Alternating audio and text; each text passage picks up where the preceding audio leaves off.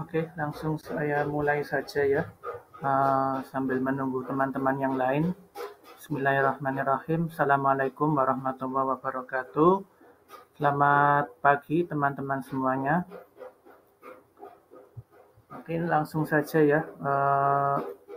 Pada pertemuan webinar pagi hari ini, saya akan menyampaikan materi yaitu tentang implementasi memahami konsep algoritma dan implementasinya dalam bidang pemrograman. Nanti untuk pada bab pertama nanti kita akan pelajari juga tentang apa itu algoritma, lalu pada bab kedua kita juga akan pelajari tentang pentingnya algoritma dalam pemrograman nanti seperti apa. Setelah itu di bab ketiga nanti kita akan belajar juga konsep dasar algoritma. Lalu untuk bab keempat, di bab keempat nanti terakhir kita akan mempelajari tentang implementasi algoritma dalam pemrograman itu seperti apa. Langsung saja pada bab pertama kita bahas dulu ya tentang algoritma itu ya. Apa sih algoritma itu? Jadi algoritma merupakan urutan ya, mungkin langkah ataupun step untuk memecahkan sebuah masalah atau problem secara sistematis dan terstruktur. Lalu pentingnya algoritma dalam pemrograman itu seperti apa? Algoritma memiliki peran penting dalam pemrograman karena dengan adanya algoritma, seorang programmer dapat memecahkan sebuah masalah dan menghasilkan program yang efektif dan efisien. Selain itu, algoritma dapat membantu memudahkan para programmer dalam menyelesaikan sebuah masalah yang kompleks dengan cara yang lebih terstruktur dan sistematis.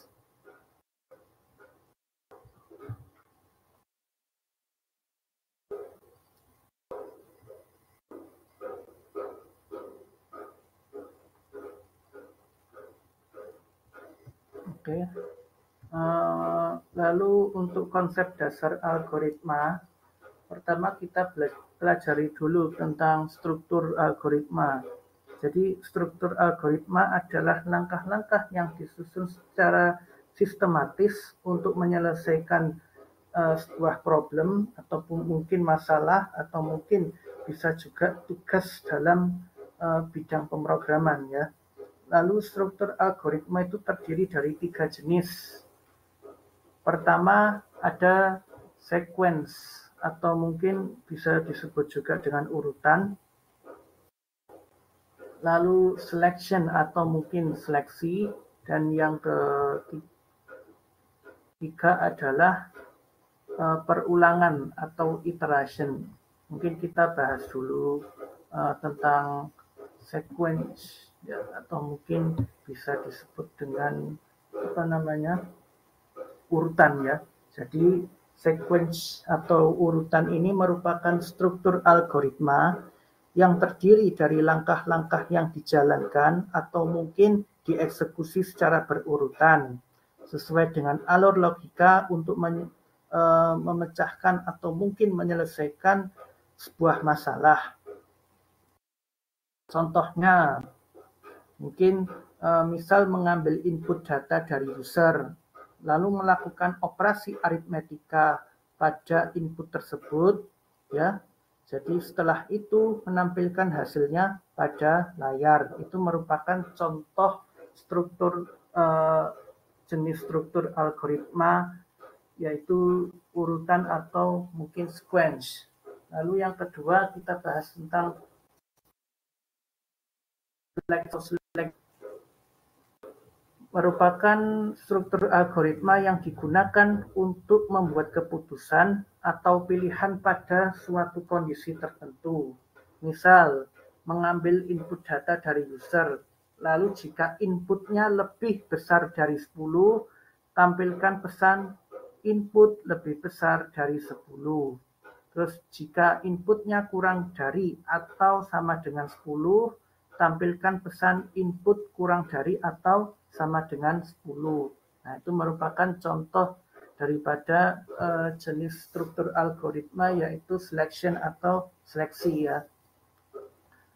Lalu yang ketiga adalah perulangan atau mungkin iteration. Merupakan struktur algoritma yang digunakan untuk mengulang suatu tindakan atau instruksi sampai suatu kondisi terpenuhi. Contohnya, misal, inisialisasi variabel X dengan nilai 1.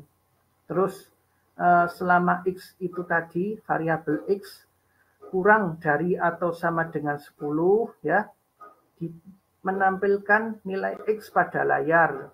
Terus tambahkan nilai X sama dengan 1. Nah, misal seperti itu. Itu merupakan contohnya ya. Mungkin saya nggak bisa tampilkan di layar karena belum saya buat kemarin. Mungkin nanti bisa dibahas lebih lanjut. Lalu kita konsep dasar algoritma. Selain struktur algoritma tadi ya, ada juga pseudocode. Pseudocode ini merupakan untuk mengekspresikan algoritma, lalu dapat digunakan untuk mendeskripsikan algoritma tanpa harus menggunakan bahasa pemrograman tertentu.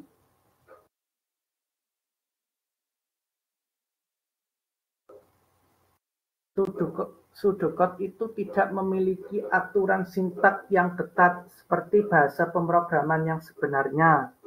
Oleh karena itu, pseudocode lebih fleksibel dan dapat digunakan oleh siapa saja yang mau mengekspresikan algoritma secara jelas dan mudah dipahami. Mungkin contoh seperti ini. Contoh sederhananya, mengambil dua nilai. Nah, ini contoh pseudocode ya. Mengambil memulai ya, lalu mengambil dua buah nilai, ada nilai A dan nilai B. Lalu menjumlahkan nilai A ditambah nilai B.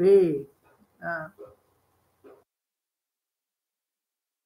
terus setelah itu mencetaknya dengan perintah print jumlah dari nilai A ditambah nilai B. Nah, hasilnya adalah berapa? Misal seperti itu. Pseudocode itu menggunakan kata-kata yang mudah dipahami seperti ini ya. Input, lalu print, lalu and ya. Untuk apa? Untuk mengekspresikan algoritma secara informal.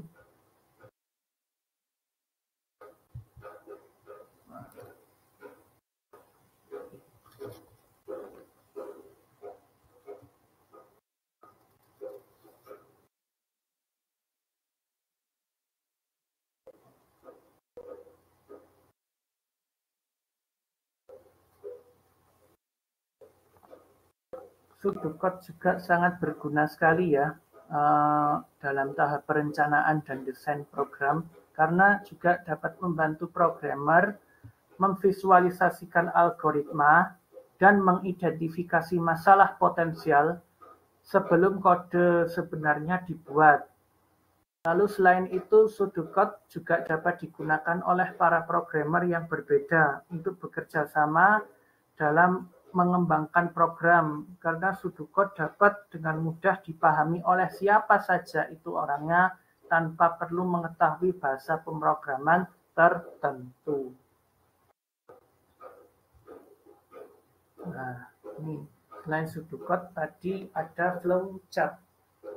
Flowchart merupakan diagram grafis yang dipakai untuk mengekspresikan algoritma atau proses dengan menggunakan simbol-simbol grafis seperti kotak, lalu lingkaran, panah, dan lain-lainnya.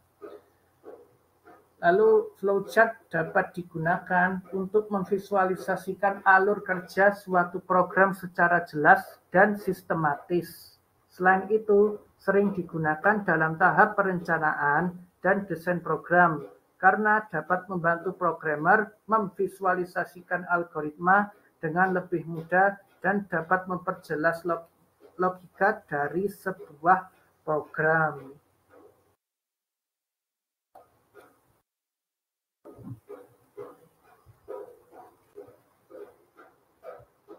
Selain itu, flowchart juga dapat digunakan untuk memeriksa kebenaran dari suatu algoritma atau program yang sudah dibuat ya, karena setiap langkah yang diperlukan untuk menyelesaikan sebuah tugas atau mungkin suatu tugas itu akan diwakili oleh yang namanya simbol atau flowchart. Nah, ini lalu implementasi algoritma dalam pemrograman. Jadi, implementasi algoritma dalam pemrograman merupakan tahap atau mungkin proses ya, di mana algoritma yang telah dirancang itu atau mungkin didesain nantinya akan diimplementasikan ke dalam sebuah program komputer menggunakan bahasa pemrograman tertentu.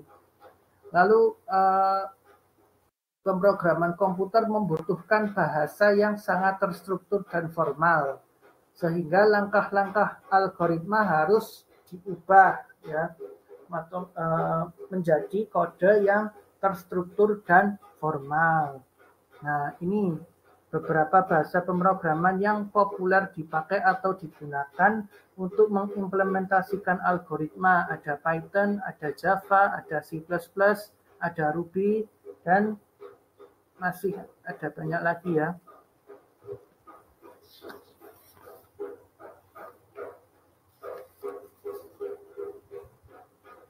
Nah, dalam implementasi algoritma ya, kita perlu memahami struktur dasar bahasa pemrograman yang akan digunakan, termasuk tipe data, variabel, lalu pengkondisian dan perulangan. Setelah itu, kita dapat mulai menuliskan kode program yang mengikuti langkah-langkah algoritma yang telah dirancang sebelumnya. Nah, mungkin kesimpulannya pada materi pertemuan pagi hari ini, dengan kita memahami konsep algoritma dan implementasinya dalam pemrograman, seorang programmer ya dapat menyelesaikan problem atau masalah dalam menyelesaikan pemrograman mereka secara efektif dan efisien. Selain itu, para programmer juga mampu memperkirakan waktu dan ruang yang dibutuhkan oleh program dengan melakukan analisis algoritma. Nah, oke.